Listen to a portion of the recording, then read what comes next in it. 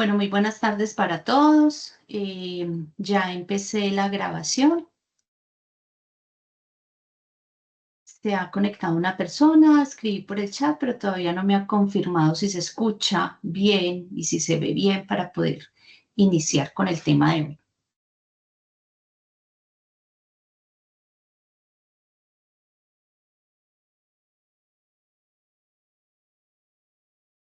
Bueno, perfecto. Entonces voy a empezar eh, mostrándoles el cronograma de este resultado de aprendizaje. Este cronograma yo ya se los había socializado con el tutorial que la gestora Andrea Duque les compartió el video de este tutorial que lo tienen disponible en YouTube.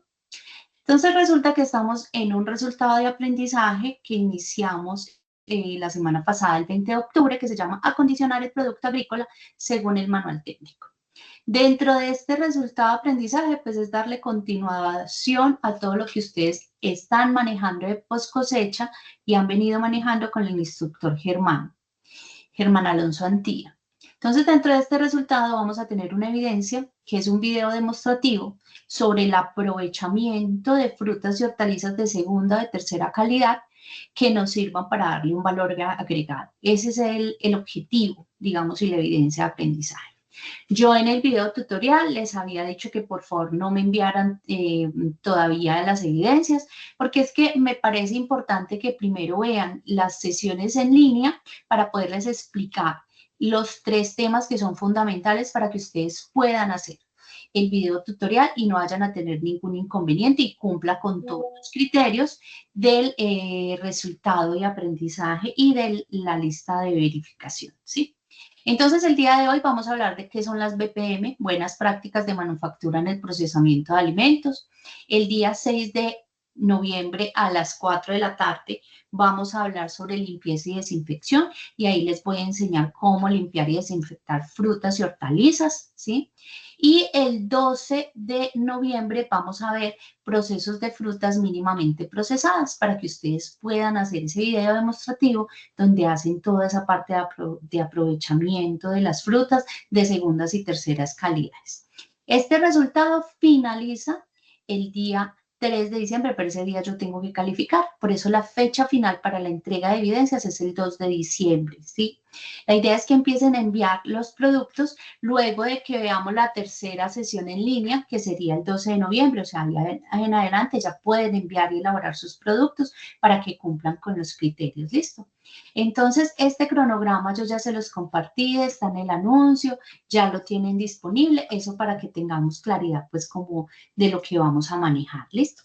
Me presento, mi nombre es Gloria Patricia Castillo Osa, y vamos a trabajar este resultado de aprendizaje, como les dije, en estas sesiones sincrónicas y les voy a mostrar de nuevo la lista de verificación para que ustedes vean que esta lista de verificación es la que les voy a evaluar cuando hagan el video. Entonces, el video de tener una información que se presente en forma coherente, que realicen una introducción sobre el propósito para el aprovechamiento de esas segundas, de esas frutas de segunda calidad o hortalizas que ustedes van a utilizar, seleccionar adecuadamente las frutas o las hortalizas, realizar procesos de limpieza y desinfección, hacer el procesamiento mínimo, como por ejemplo un pelado, un troceado, un proceso de escaldado, un empaque, que por eso es importante, y vuelvo y repito, que no envíen todavía los videos, sino que vean primero las sesiones en línea para que lo puedan hacer bien, cumpliendo con todos los criterios técnicos. Presentar su producto final, el posible uso que le van a dar a ese producto, como por ejemplo en ensaladas, en frutas troceadas, en vegetales congelados, y hacer unas conclusiones sobre la importancia del aprovechamiento de esos productos y la inocuidad. Que tengan un lenguaje utilizado acorde a la temática, que presenten el contenido cumpliendo con las estructuras solicitadas y que presenten ese video explicativo que tenga una duración entre 3 y 5 minutos. ¿Listo? Ese es como el objetivo de esa evidencia. Y para que ustedes puedan lograr esa evidencia, pues precisamente el día de hoy les voy a explicar un tema que se llaman las BPM.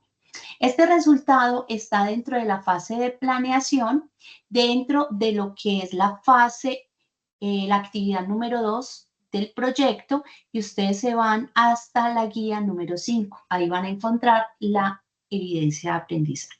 Y en el material de apoyo, ustedes tienen un material que se llama Manejo del Sistema Post Cosecha en la Producción Agrícola. Y ahí tienen un recurso educativo donde se está hablando de qué son las BPM, pero no se hace una especificación como tal de las BPM. Lo mismo de lo que es limpieza y desinfección y lo que es el procesamiento. Por eso considero que es mejor que hagan y que vean todas las sesiones en línea para que tengan todos los argumentos técnicos de presentar bien la evidencia, listo, para que la hagamos con calidad y que ustedes puedan apropiarse. Entonces, ahora sí me presento oficialmente. Mi nombre es Gloria Patricia Castillo Osa. Yo soy ingeniera de alimentos, trabajo en el SENA Regional Caldas, en el Centro para la Formación Cafetera, donde ustedes están haciendo este tecnólogo en gestión agroempresarial. Entonces, hoy voy a hablarles de las BPM. ¿Qué son las BPM? Las buenas prácticas de manufactura para el procesamiento de alimentos. Esas buenas prácticas de manufactura nos aplican a todas las empresas donde se procesen, comercialicen, expendan, manipulen alimentos en el territorio colombiano. Eso aplica para quienes también, para los restaurantes, aplica para los lugares donde se vende, como por ejemplo las tiendas, como por ejemplo los supermercados, que tienen que cumplir con los requisitos de esta legislación. Además, las plantas donde se haga transformación, microempresas, empresas grandes, todas tienen que cumplir los requisitos de esta resolución, que es la 2674 del año 2013. Entonces, esta resolución, como les decía, es de obligatorio cumplimiento. No es si yo quiera, si me parezca, no. Hay que hacer todos los procesos de transformación de alimentos cumpliendo con los requisitos de estas BPM. ¿Qué es lo que buscan esas BPM? Pues garantizar que esos alimentos sean inocuos. Y cuando ustedes vean que el término inocuo, ¿qué quiere decir? Que no le causa daño a la salud del consumidor. Es decir, que no me va a enfermar. Eso es lo que buscamos. Que a través de una serie de condiciones garanticemos que esos productos sean inocuos para nuestros consumidores. Entonces, esas BPM nos van a hablar, por ejemplo, de cómo es la edificación, dónde podemos ubicarla, porque no podemos tener en cualquier lado empresas de alimentos, cómo deben ser esos equipos y esos utensilios que vamos a utilizar en las áreas de procesamiento, cuáles son los criterios para el personal manipulador de alimentos, cuál va a ser su vestimenta, sus elementos de protección personal, que con eso ustedes tienen que cumplir en el video, que lo vamos a ver ahorita en este momento. ¿Cuáles son los requisitos de fabricación? Desde que se selecciona la materia prima hasta que sale el producto terminado. ¿Cuál es el aseguramiento y control de calidad que deben tener las empresas donde se procesen alimentos? ¿Y cuál es el contenido del plan de saneamiento básico que tienen que tener todas las empresas, microempresas, supermercados, restaurantes, para darle cumplimiento a esta legislación? Y cómo debe ser el almacenamiento, distribución y comercialización de esos alimentos. Entonces, en el primer aspecto, que son la edificación y las instalaciones. Primero, las empresas deben estar localizadas en un sitio donde esté alejado de cualquier foco de contaminación. Es decir, yo no puedo tener una empresa de procesamiento de alimentos cerquita, por ejemplo, a un botadero de basuras o a donde hayan residuos de agua o donde haya una ladrillera, porque va a generar polvo y me va a contaminar la planta.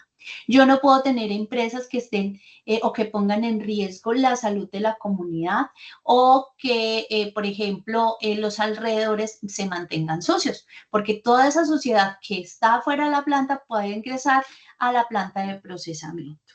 Entonces, por eso ustedes van a notar que en las ciudades donde ustedes vivan o donde estén, todas esas empresas grandes de alimentos no van a estar en cualquier lado. Va a haber una zona donde por el plan de ordenamiento territorial, ahí se van a ubicar esas empresas que obviamente no van a estar cerca a lugares donde las contaminen. En cuanto al diseño y construcción, cuando yo construyo una empresa, yo no lo puedo hacer en cualquier tipo de materiales. Tienen que ser en materiales que faciliten la limpieza y desinfección con acabados que sean lisos, que me faciliten ese proceso. Porque si yo utilizo acabados como por ejemplo la madera es porosa, si yo la empiezo a mojar para lavar, pues se me va a acumular agua. Y al acumularse esa agua, pues me va a generar contaminación, me va a generar bacterias. Entonces, todos esos materiales tienen que ser materiales que me faciliten esos procesos de limpieza y desinfección. Deben estar separadas las áreas desde que llega la materia prima, un área para el descanso del personal, un área para el almacenamiento de materiales, un área para lo que son los baños o los sanitarios y otra área para donde sale el producto terminado.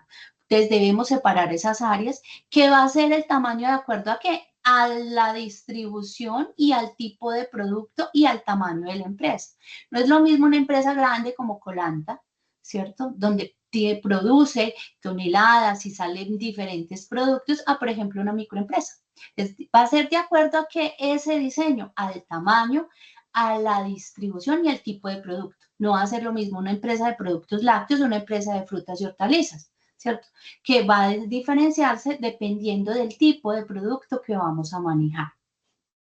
No pueden ser utilizadas como vivienda, o sea, yo no puedo dormir dentro de la empresa de procesamiento. O, por ejemplo, si tengo una microempresa, entonces tengo mi área de procesamiento, pero yo no voy a dormir ni voy a tener animales domésticos. Yo lo tengo que tener separado. Por ejemplo, en el piso de arriba puedo tener el lugar donde vivo y en la parte de abajo lo adecuo para que tenga mi empresa. Eso sí, desde que cumpla con el permiso, con los permisos legales de la Secretaría de Salud o el ente territorial de salud que haga sus veces para la inspección y vigilancia. Debe contar con un área para el consumo de alimentos y descanso de personal, porque el personal tiene que cambiarse y tiene que tener un lugar para poder acceder a esa planta de procesamiento. Espérenme un momentico que sentí por si de pronto ingresó alguien.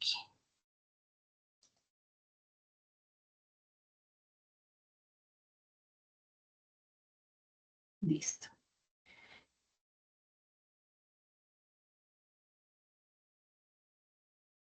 Bueno, entonces, también debemos tener disponible o debemos tener un programa de control de agua o disponibilidad de agua potable. Entonces, todo el agua que debemos utilizar para procesar alimentos tiene que ser agua potable, que sea agua inocua. Porque si yo voy a utilizar, por ejemplo, agua lluvia para lavar y desinfectar, que es el tema que vamos a ver en la siguiente sesión sincrónica, pues ¿qué va a pasar? Que eso no me va a servir para limpiar y desinfectar, sino que lo que va a hacer es esparcir suciedad sobre las áreas, sobre las mesas, sobre los equipos, y eso antes me va a contaminar el producto. Esa agua tiene que ser en la cantidad suficiente para la labor de producción y que cuando se utilice agua, por ejemplo, no potable, por ejemplo, yo puedo tener agua no potable, pero la puedo utilizar, por ejemplo, para una caldera, que la caldera es un equipo en el cual se transforma esa agua y se convierte en vapor.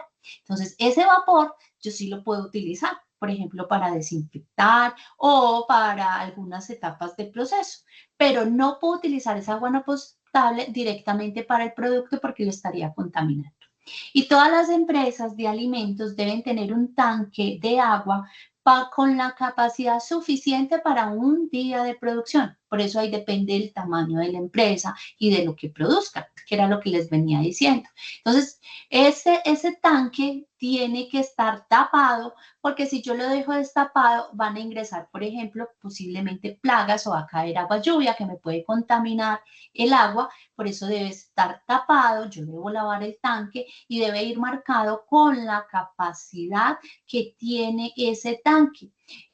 Por ejemplo, si son 1.000 litros, 10.000 litros, lo que necesite para ese proceso de producción. ¿Y por qué se debe tener ese tanque? Pues porque si de pronto se va el agua, entonces yo tenga como, digamos, como medida preventiva, que tenga la cantidad suficiente para poder hacer ese proceso de transformación y no se me vaya a quedar el producto como en el aire y que vaya a tener algún problema de contaminación. En cuanto a la disposición de residuos líquidos, cuando nosotros estamos procesando alimentos, siempre se nos van a generar residuos líquidos y residuos sólidos. Residuos líquidos, por ejemplo, cuando empezamos a lavar y desinfectar. Entonces sale agua con jabón o, por ejemplo, estamos con sistemas sanitarios. Entonces, esos residuos líquidos debemos tener la capacidad de poderlos disponer en cantidad suficiente. Entonces, por ejemplo, deben haber rejillas, deben haber desaguas que me ayuden a facilitar que salga esa agua de las labores de limpieza y desinfección.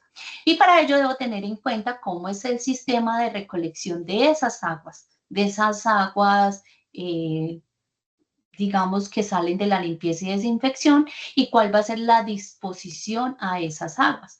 Por ejemplo, hay empresas que cuando están haciendo ese proceso, de pronto salen también residuos de grasas y la grasa contamina y entonces va a contaminar los ríos. Entonces, por eso se le da a esos residuos líquidos un tratamiento donde primero yo tengo que pasarlos por un filtro, una trampa de grasa para atrapar esas grasas y hacerle un tratamiento a esa agua, por ejemplo, en unos tanques donde adiciono unas bacterias y ahí esas bacterias me ayuden a disminuir la contaminación que pueda tener el agua antes de pasarla a lo que son las cañerías, porque esas cañerías terminan yendo ¿a dónde? A los ríos. Entonces, si no, hacemos una contaminación de nuestros ríos.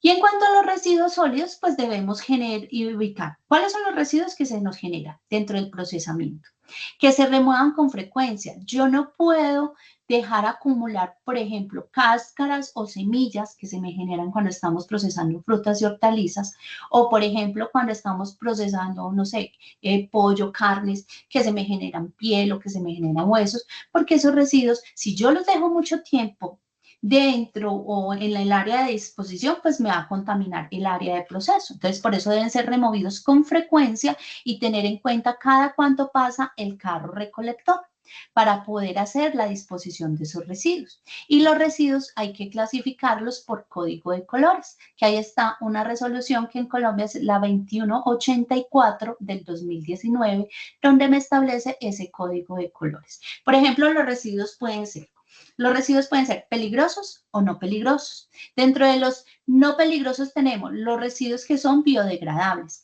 que son, por ejemplo, los que se nos van a generar cuando ustedes hagan el procesamiento de esas frutas y hortalizas, que son cáscaras, que son semillas, que pueden ser hojas, ¿sí? Que esos residuos, como son biodegradables, yo puedo utilizarlos y los puedo convertir en un abono orgánico. Entonces van en una bolsa de color verde y ahí yo puedo pasarlos a hacer compost para darle tratamiento y no generar tanta contaminación ambiental. Y tenemos dentro de los residuos no peligrosos, por ejemplo, también los que podemos reciclar, los reciclables, que son el papel, el cartón, el vidrio, el metal, el plástico, que esos residuos van en una bolsa de color blanco. Y esos residuos, entonces uno le aplica las 3 R's: reducir, reutilizar y reciclar. Reducir, entonces, por ejemplo, tratamos de no utilizarlos mucho, como por ejemplo con las bolsas. Ya las bolsas no nos las regalan, sino que las tenemos que comprar y esa bolsa nos sirve, la estamos reutilizando para hacer otro tipo de compras o para darle otra disposición. ¿Y cuándo la reciclamos? Pues cuando utilizamos ese plástico y lo convertimos en algo que le podemos dar otro uso, como por ejemplo, ese plástico lo convertimos en sillas, en mesas, en lámparas, que ahí estamos reciclando esos residuos. O por ejemplo, ya vemos en los supermercados que nos dicen, mire, estas servilletas son de papel reciclado, o esto se hizo con papel reciclado o con plástico reciclado, ¿sí? Entonces ahí estaríamos reciclando. Y tenemos la bolsa de color negro, que es donde van los residuos inservibles, es decir, los que no podemos ni reciclar ni reutilizar, que son, por ejemplo, todo lo que sale de las labores de limpieza y desinfección, como el barrer, como los residuos de polvo, o por ejemplo, como las servilletas utilizadas, los cartones de comida sucios, los empaques que vienen contaminados con alimentos, o por ejemplo también las servilletas o el papel higiénico que utilizamos en el baño, o los papeles metalizados, esos no los podemos reciclar, entonces por eso van a la bolsa de color negro. Y en los peligrosos entonces tenemos lo que es los residuos químicos, que ahí estarían pesticidas, fungicidas y demás con sus empaques, o también los biológicos, que serían los restos de secreciones humanas que pueden transmitir enfermedades, y esos van en bolsas de color rojo. Y cuando son residuos químicos, entonces, por ejemplo, como el aceite, que es un residuo químico contaminante, pues lo que hacemos es colocarlos en tarros, marcamos cuál es el tipo de residuo que es peligroso y lo llevamos a puntos de acopio para darle tratamiento. Lo mismo pasa con las baterías, que son residuos peligrosos. Entonces, esa disposición de residuos va enlazada con esa resolución, que es la que les acabo de enunciar del código de colores, dependiendo del tipo de residuos. Y por eso, cuando estamos disponiendo esos residuos, tenemos que ver también cómo se hace el sistema de recolección, con qué frecuencia, cada cuánto pasa el carro, qué disposición se le va a dar de acuerdo al tipo de residuo y, por ejemplo, si son residuos que se deterioran muy rápidamente y el carro no pasa con la frecuencia que es, pues deberíamos refrigerarlos o congelarlos para que no se nos acumulen y ya vaya a haber contaminación. En cuanto a las instalaciones sanitarias, deben ser en cantidad suficiente, lo que son los baños y los vestidores donde esté el personal, que estén separados por sexo, hombres y mujeres, y cuando son microempresas se puede utilizar un solo baño, es decir, cuando sean menores a 10 personas se puede tener un solo baño. Cuando sube ya tienen que tener por lo menos 2 baños, uno para hombres y para mujeres. ¿Qué cantidad? Pues dependiendo del tamaño de la empresa. Esos baños o esas instalaciones sanitarias deben estar separadas del área de producción. Yo no puedo tener el baño, por ejemplo, dentro del área de producción porque sería un foco de contaminación y deben mantenerse limpios con todos los elementos necesarios para hacer un buen lavado de manos, como por ejemplo jabón líquido, toallas desechables, papeleras y esos grifos deben ser de accionamiento no manual, como cuando en la pandemia nos exigían que teníamos que lavarnos las manos con esos lavamanos que son de pedal o para poder que si nos lavamos las manos, cuando nosotros abrimos la mano con la llave con la mano sucia, pues la vamos a contaminar. Entonces, si nos lavamos y la vamos a volver a tocar con la mano que ya está limpia, pues se nos va a volver a contaminar. Por eso cuando la cerramos debemos hacerlo con una servilleta desechable. Y siempre dentro de los baños debe haber carteles alusivos de la importancia del lavado de manos. Porque si yo como manipulador de alimentos no me lavo las manos antes de procesar los alimentos, pues voy a contaminarlos con lo que yo tenga en mis manos. O si toco alimentos sucios y luego toco alimentos limpios, va a haber contaminación cruzada. O por ejemplo, si no me sé bien lavar las manos, va a quedar contaminado con una bacteria que se llama Escherichia coli, que va a pasar a lo que yo toque y va a generar una enfermedad transmitida por alimentos que puede generar una enfermedad de tipo gastroentérico. ¿Listo? En cuanto a la edificación, pues cómo se debe construir, deben ser en materiales, como les decía, que faciliten esa limpieza y desinfección. Entonces ya les había dicho que la madera no, ni todo lo que es G-Plag o ese tipo de materiales que son porosos y acumulan suciedad, sino que deben ser en materiales lisos, entonces no deben ser baldosas, porque las uniones entre las baldosas van generando costricas, se va acumulando polvo, suciedad que me va a servir en adelante de foco de contaminación. Entonces, todo lo que son los pisos, las paredes, los techos, las ventanas y puertas, en materiales que faciliten esa limpieza y desinfección. Materiales como, por ejemplo, material revocado con una pintura epóxica, que la pintura epóxica me permite hacer esos procesos de limpieza y desinfección. Los pisos tienen que tener una pendiente del 2% hacia el desagüe para que esas aguas que salen de limpieza y desinfección fluyan hacia el drenaje y puedan salir y no se acumulen. Cuando son lugares de baja humedad, pues puede tener una pendiente del 1%. Debe existir por lo menos un drenaje cada 40 metros cuadrados para que salgan esas cargas de agua y en las cavas de almacenamiento, ese drenaje puede estar al exterior. Las uniones entre la pared y el piso deben ser redondeadas, no deben ser en esquinas porque en las esquinas siempre se me va a acumular polvo o suciedad, por eso es en media caña o redondeadas. Los techos no deben haber doble techos, por ejemplo, cielos rasos como esos cielos rasos de icopor o cualquier tipo de material o madera, porque eso lo que hace es acumulación de polvo, ayuda a que se presente condensación, que la condensación es que los vapores cuando estamos procesando, por el calor se pueden generar vapores y empieza a convertirse ese vapor en agua y esa agüita, esas goticas de agua van a transmitir contaminación y van a generar hongos y levaduras. Las ventanas deben tener una malla anti-insecto para que no ingresen ningún tipo de plagas o de suciedad y deben mantenerse cerradas, por eso debe haber un buen sistema de ventilación y de iluminación, ojalá natural, y si hay mucho vapor o mucha zona donde se genere calor, pues debe estar esa zona con, por ejemplo, ventiladores que nos ayuden a circular el aire. Las puertas deben ser que que no faciliten que ingresen por allí placas. Entonces, por eso, entre el piso y la puerta debe ser menor a 1 centímetro para que por allí no ingrese ningún tipo de placas y que sean autocerrables, es decir, que ahí mismo no abra, ahí mismo se pase y ahí mismo se cierre, o doble puerta, una puerta de servicio, que son como esas ventanitas plásticas, ¿sí? Para evitar que quede expuesta hacia el exterior. Las escaleras deben estar diseñadas, si las hay, que no causen contaminación y que no dificulten el flujo de circulación. Los equipos y los utensilios deben ser en lo posible en acero inoxidable, porque es que resulta que el aluminio reacciona con los alimentos y acelera las reacciones de descomposición. Lo mismo el cobre. Por eso lo ideal es el acero inoxidable. Y esos equipos deben estar diseñados de manera que no tengan muchas puntas, muchas aristas que acumulen comida o que acumulen suciedad para que no se vayan a dañar esos equipos.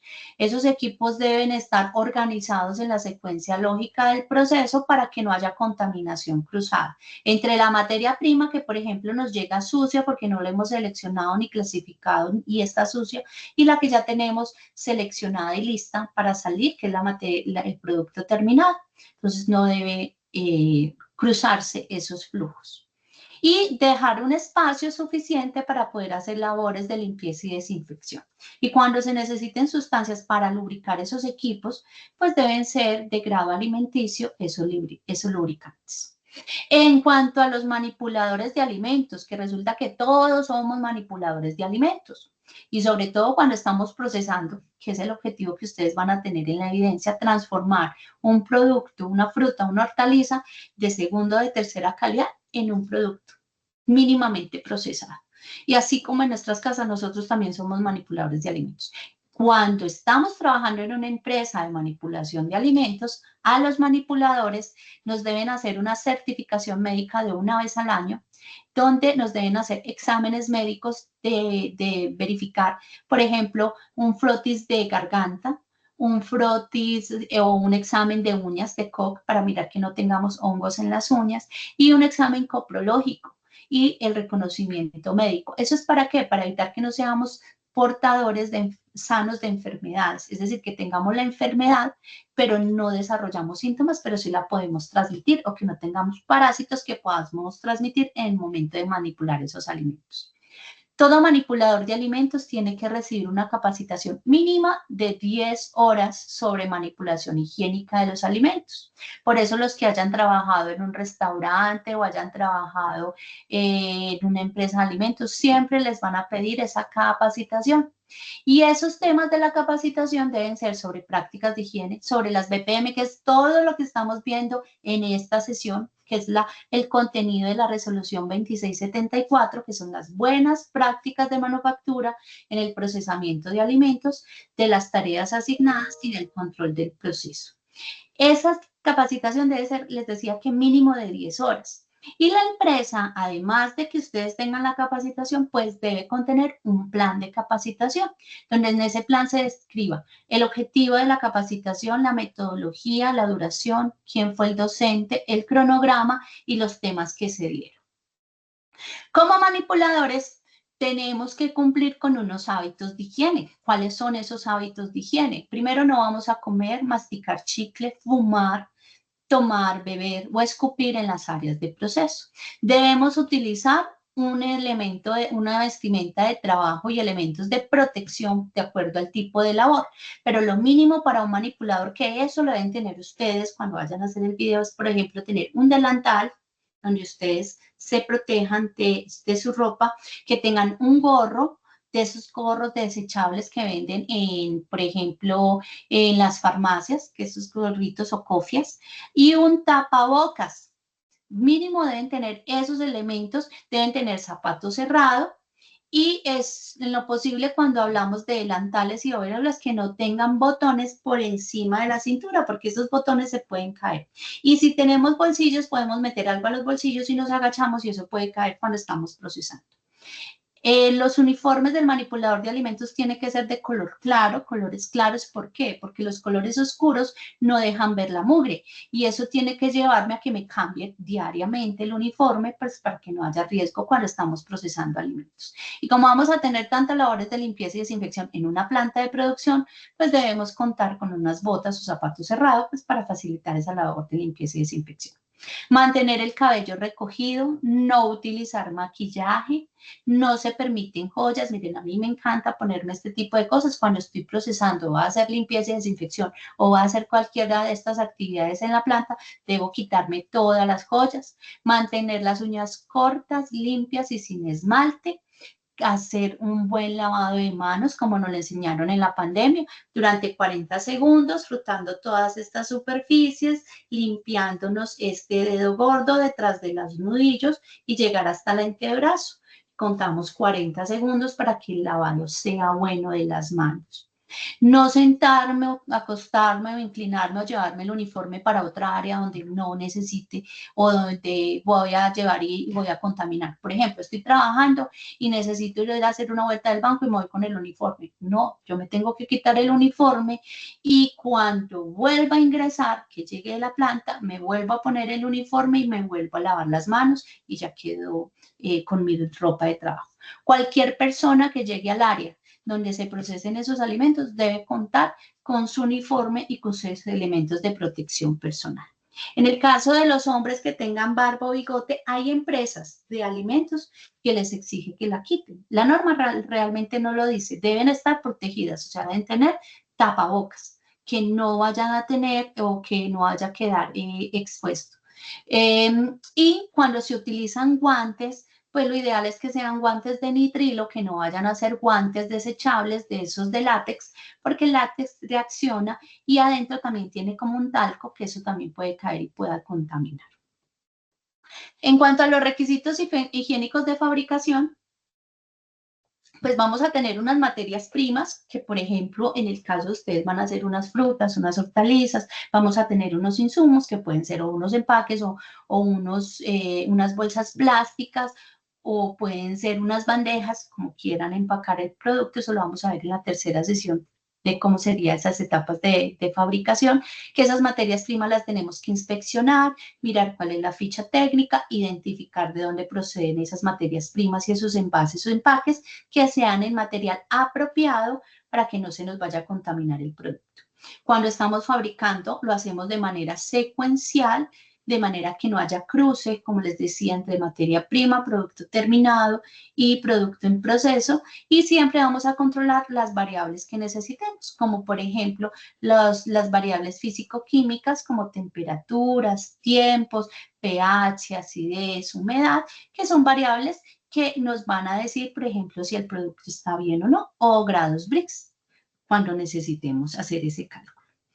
En cuanto al envasado del embalado, pues debe haber una trazabilidad de ese producto que va a salir. Entonces, por eso los productos vienen identificados. ¿Y cómo se identifican?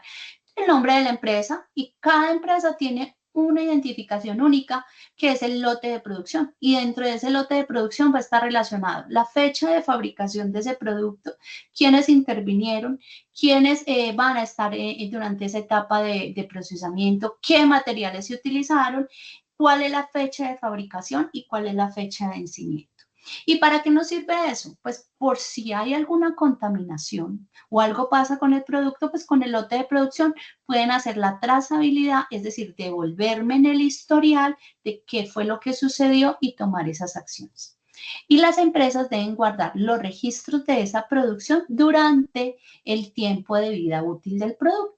Por ejemplo, si mi producto es una pulpa de fruta y va a estar congelada y yo digo que la fecha de vida útil va a ser 12 meses, yo tengo que guardar 12 meses esos registros porque durante ese tiempo puede haber algún tipo de reclamación. Y siempre debemos evitar esa contaminación cruzada, evitando cruce de flujos, colocando filtros sanitarios entre las zonas para que no se nos vaya a contaminar el producto. Las empresas de alimentos deben tener un sistema de control de las materias primas, del producto terminado, el producto del proceso, donde va a estar la documentación y donde se van a hacer, por ejemplo, planes de muestreo, porque yo no alcanzo a revisarlo todo. Si tengo una tonelada de producción, yo no alcanzo a revisar toda esa tonelada. Yo hago un muestreo de acuerdo pues, a cómo se vaya a seleccionar la muestra y el tamaño de la producción y hago los análisis de laboratorio que se requieran pues, para garantizar la calidad del producto. Se hace una recomendación de utilizar un sistema que se llama el HACCP, Análisis de Peligros y Puntos Críticos de Control para los productos que son de alto riesgo microbiológico, que son cuáles. Los de alto riesgo microbiológico son todos los que nos pueden enfermar muy fácilmente, como por ejemplo los productos lácteos, los productos cárnicos, los productos a base de huevo y los productos de mariscos o de pescados. Entonces, a esas empresas tienen que tener ese sistema que es aparte. Deben contar con un personal idóneo, con la capacitación suficiente para poder hacer seguimiento y control y un programa de calibración para mirar que esos equipos que nos sirven para medir, como por ejemplo básculas, grameras, pues cumplan con los estándares y cómo están de acuerdo a los patrones de referencia y cómo hacen esas mediciones. Es decir, que esas mediciones sí son verídicas y que tanto se están desviando con respecto a ese patrón. Toda empresa tiene que tener un plan de saneamiento básico. ¿Cuál es el plan de saneamiento básico que deben tener? Deben tener 4 programas básicos. Uno que es manejo de residuos sólidos, que está relacionado con lo que les expliqué en la resolución 2184. Uno para control de plagas, entonces, ¿qué tipo de plagas se nos pueden dar? Cada cuánto, si vamos a fumigar, cómo lo vamos a hacer con personal experto, entrenado y qué seguimiento se va a hacer a esas acciones. Uno de agua potable que se los expliqué, que debe ser agua potable en cantidad suficiente, con un tanque de almacenamiento y un programa para limpieza y desinfección. Entonces, ese de limpieza y desinfección lo vamos a ver en la clase sincrónica, en la sesión sincrónica del 6 de noviembre. Les voy a explicar todo lo de limpieza y desinfección y también limpieza y desinfección de las frutas y hortalizas. Y esos programas van a tener unos documentos que son unos procedimientos operativos estandarizados, que es donde describimos el cómo se hacen esas actividades con unos registros, con unos responsables, que son los registros donde yo diligencio y evidencio que hice esa actividad y las fechas o los cronogramas para hacer de esas actividades. En cuanto al almacenamiento, debo garantizar las primeras entradas, primeras en salidas, es decir, producto que ingresa primero es el primero que voy a gastar. Entonces, debo tenerlo en cuenta porque si no, se me van a vencer los productos. Evitar la contaminación cruzada del producto y también la contaminación cruzada química, mantener las condiciones ambientales, sanitarias para que el producto esté bien. Entonces, si es refrigeración, que mantenga en refrigeración, o si es congelación, que se mantenga en congelación. Identificar la procedencia del tiempo de vida útil de ese producto.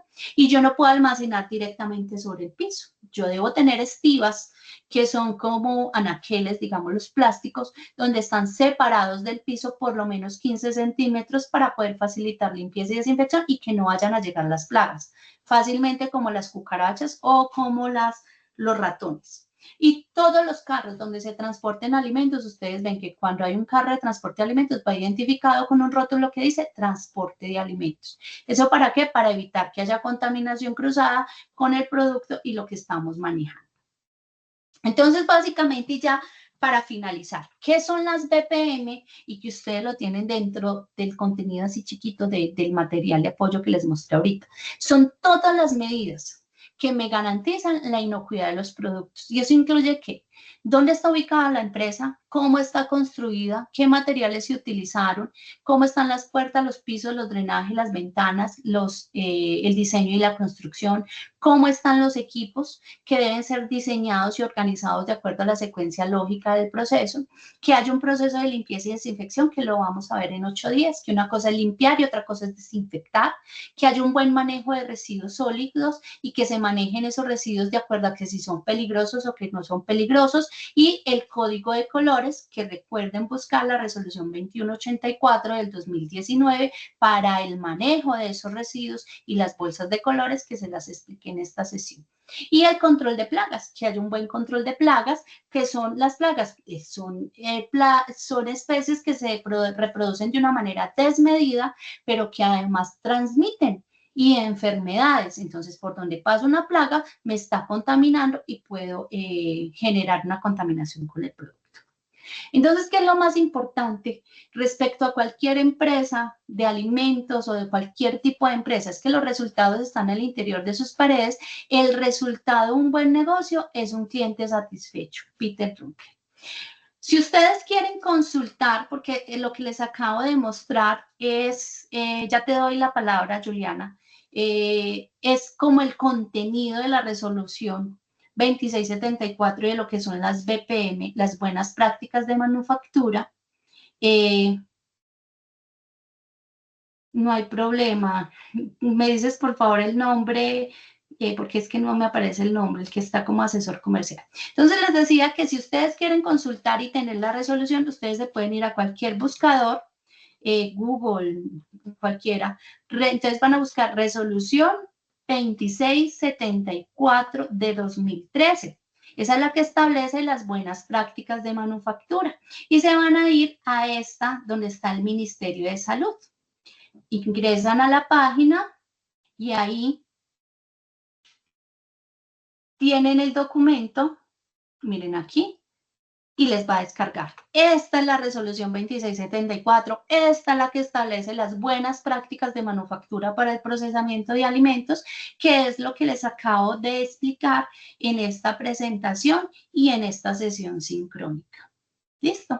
Entonces ahí ya que aquí se las enuncian en el material que ustedes tienen en la plataforma, en manejo post cosecha, donde habla de normatividad. Ahí nos están hablando normatividad sanitaria y ahí en ese marco normativo sanitario no le enuncian, pero también nos están hablando aquí de las buenas prácticas de manufactura. Buenas prácticas de manufactura, listo. Pero no nos especifican tan al detalle. Por eso les decía en el tutorial que antes de enviarme el video, para mí era muy importante que ustedes vieran esta presentación, porque sí me parece que les hace falta o les hacía falta conocer un poquito más sobre las BPM y lo que les acabo de explicar para que ustedes ya tengan como una claridad de lo que se les va a pedir en la evidencia. Juliana, ¿puedes hablar?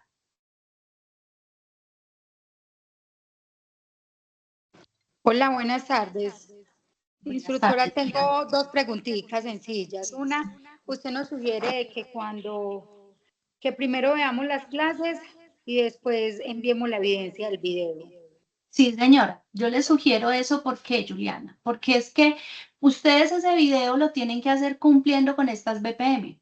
Entonces, por ejemplo, tenían que conocer las BPM, porque si no, cuando yo empiece a evaluar el video, voy a decir, vea, no tiene el uniforme, no tiene el gorro, no la voy desinfectó. Entonces, por eso es importante que primero vieran las sesiones, porque digamos, dentro de 8 días les voy a explicar cómo limpiar y desinfectar. Y les voy a explicar cómo limpiar y desinfectar las frutas y las hortalizas. Listo, instructora. Y la segunda pregunta es, con usted no tenemos sino una sola actividad. Sí, señora. Que vendría siendo pues como el resultado del que sería el video. El video, sí, señora. Ok, no, muchísimas gracias. Eso era nomás. Entonces, por eso les decía y les recomendaba desde el tutorial, primero vean estas sesiones, chicos.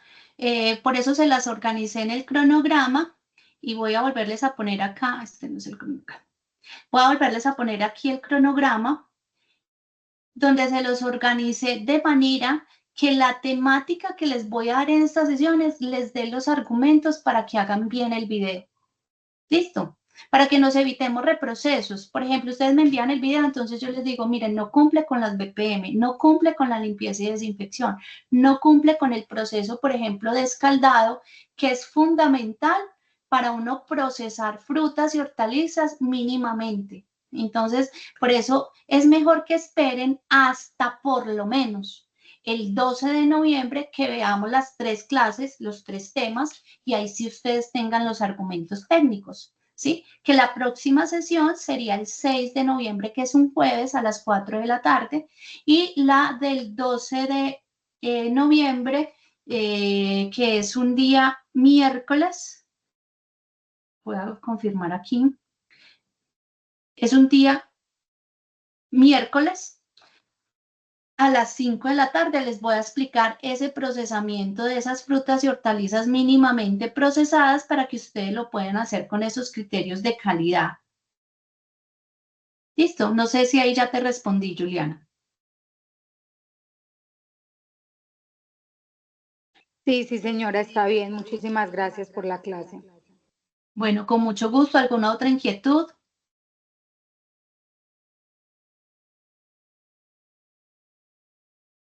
¿No? Bueno, chicos, si no hay más inquietudes, entonces voy a dar por finalizada la sesión sincrónica. La sesión va a quedar publicada donde ustedes tienen el material, sesiones en línea dentro de la fase 2. Aquí donde está sesiones en línea, se me salió. Vamos a ver si me deja.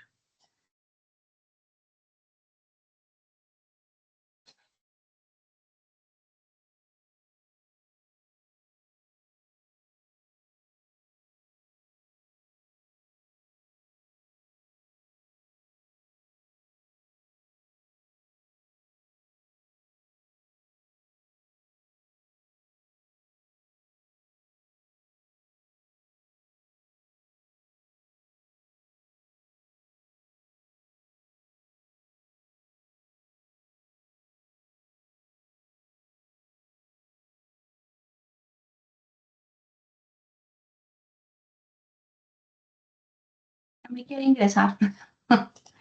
Se me torió esa una. Bueno.